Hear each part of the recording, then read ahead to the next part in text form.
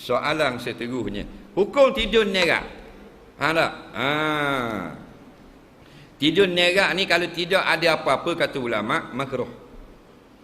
Tapi kalau ada sebab tidak makruh. Contohnya ada bisu atas belakang. Nak tidur ke mana? Terletak. Dia kena tidur nerak. Accident belakang. Congek motor rebah atas belakang, rabak habis belakang. Padang muka. Nampak tak? Jadi kena tidur nerak. Ditanya orang banduan hok kena rotang. Kan dia kena rotang. Banduan dalam J.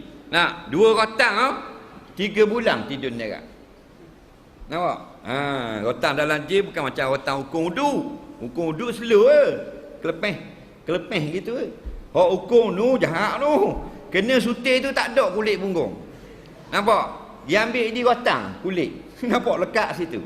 Sutir tu sebulan tidur nerak. Cabut habis daging-daging. Faham?